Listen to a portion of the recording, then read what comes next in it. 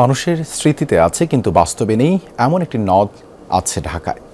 স্থানীয় বয়োজ্যেষ্ঠদের স্মৃতিতে এখনও তরতাজা এই নদ শিংয়ের ভরা যৌবনার গল্প। সরকারি নথিতেও নদটির অস্তিত্ব মেলে, তবে সরেজমিনে নদের অবস্থান খুঁজে পাওয়া রীতিমতো দুঃসাধ্য। কোনো কোনো জায়গায় নদ টিকে আছে সামান্য নালা হয়ে, আবার কোথাও চিহ্নই নেই। নানা স্থাপনায় স্থানীয়রা যেমন তেমনি সরকারও নদ ভরাট করে নির্মাণ করেছে সড়ক।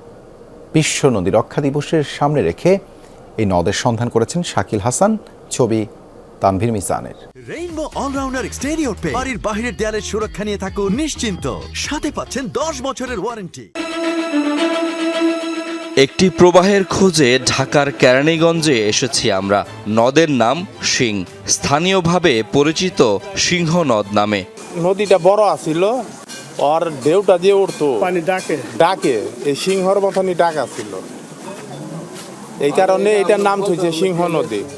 একসময় সিংহ নদী ছিল কেরানীগঞ্জের লাইফলাইন। স্থানীয়দের আলাপে বারবার উঠে আসে সেই স্রোতধারার কথা। এই দুই খালদা পানি এখান কাটাল গেছে, নাও গেছে, বুট গেছে, গয়না নৌকা দেওয়া হয়েছে, নবগুল দোহার যত মারামারা ছিল এই খালদা যে।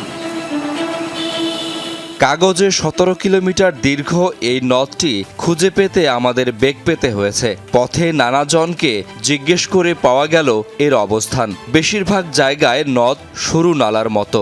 আরও আশ্চর্য, কোথাও পানির অস্তিত্বই নেই। নদীটা বাঁচবে, ঠিক আছে, জনগণ বাঁচবো, কৃষক বাঁচবো। মাটি কেটে কেটে পড়ছে। শিং নদের সীমানা বুঝতে 17 কিলোমিটার ঘুরে দেখি আমরা। সরেজমিনে অনেক খুঁজেও অনেক জায়গাতেই শিং নদের কোনো অস্তিত্ব পাইনি আমরা। তাই সরকারি নথি খুঁজতে চাই। RS, CS এবং SA রেকর্ডস দেখে নিশ্চিত হতে চাই নদের অবস্থান। তাই আমরা এসেছি কেরানীগঞ্জ ভূমি অফিসে। এখানকার দুজন সার্ভেয়ার দেলোয়ার হোসেন ও আফজাল হোসেনের সাথে কথা হয়, নামানো হয় সব নথি ও নকশা। CS খতিয়ানে শিং নদের গড় প্রস্থ 120 ফুটের বেশি। তবে পরের জরিপে ভয়ানক বিপর্যয়। ধর্মসুর এবং আকসাইল মৌজায় RS খতিয়ানে শিং নদের বেশিরভাগ জায়গা রেকর্ড দেখানো হয়েছে ব্যক্তি মালিকানায়, আর এতেই নদের মৃত্যু পরোয়ানা লিখেছে রাষ্ট্র নিজেই। ভালো হয়ে গেছে, বাকিটা পাকা রাস্তা, আর বাকিটা ব্যক্তি মালিকানা রেকর্ড হয়েছে। শুধু খালে একটু অংশ খাল RS রেকর্ড দেখাইছে। নদী ভরাট হয়ে গেছে, নদীর পাশ দিয়ে জনস্বার্থে প্রতিনিধিরা রাস্তা করে এনেছে। আবারও নকশায় চোখ। এবার আরও একটি তথ্য উল্টে যায়। জাতীয় নদী রক্ষা কমিশনের নথি যেখানে বলছে আদি বুড়িগঙ্গা থেকে উৎপত্তি হয়ে ধলেশ্বরীতে পড়েছে শিং নদ, সার্ভেয়াররা বলছেন অন্যরকম। মান্ডারখোলা মৌজা থেকে শুরু ধলেশ্বরী নদী, আবার দক্ষিণে এই যে সোনাকান্দার পরে যে একটা মৌজা আছে, ওখানে যাই ধলেশ্বরী নদী মিলিত হয়েছে। তাই উৎপত্তিও ধলেশ্বরী, শেষও ধলেশ্বরী, আমাদের নকশা রেকর্ড। উৎসমুখ খুঁজতে গিয়েই সার্ভেয়ার দেখতে পান বেহাত হয়েছে প্রাচীন এই প্রবাহমুখ। দাগ নম্বর ধরে খুঁজে বোঝা যায় নদ আর নেই। যাওয়ার জন্য হয়তো এই মাদ্রাসা পড়ুক বা মাঠ পড়ুক বা রাস্তা পড়ুক, যে কোনো জায়গায় তো তার অবস্থান আছে।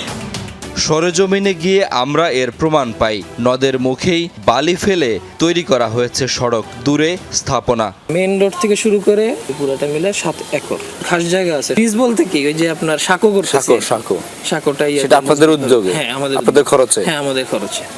আচ্ছা, এটা কি আপনারা কোনো অনুমোদন নিছেন সরকারের থেকে?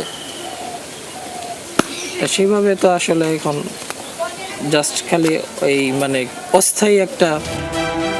শিং নদ দখল করে তৈরি হওয়া নানা স্থাপনার বিষয়ে আমরা জানতে চাই কেরানীগঞ্জ ভূমি কর্মকর্তার কাছে। নদীর গতিপথ চেঞ্জ করে রাস্তাটা নির্মাণ করার তাদের কোনো অনুমতি ছিল না, সেই জন্য আমরা কাজটা বন্ধ করেছি। তাদের মালিকানার ডকুমেন্টসগুলো কীরকম আছে বা কী আছে, এগুলো যাচাই বাছাই করে যদি অবশ্যই এটা নদীর জায়গায় তারা করে, আমরা অবশ্যই সেখানে উচ্ছেদের প্রস্তাব পাঠাবো। বছর 2 আগে খনন হলেও জীবন ফিরে পায়নি শিং নদ। সবার সামনে ধীরে ধীরে নদটি বিলীন হলেও বাঁচাতে এগিয়ে আসেনি কেউ। অথচ মানুষের প্রয়োজনেই প্রাকৃতিক এই প্রবাহ জরুরি। রাষ্ট্রযন্ত্র কি এবার চোখ ফেরাবে? শাকিল হাসান, যমুনা নিউজ, ঢাকা।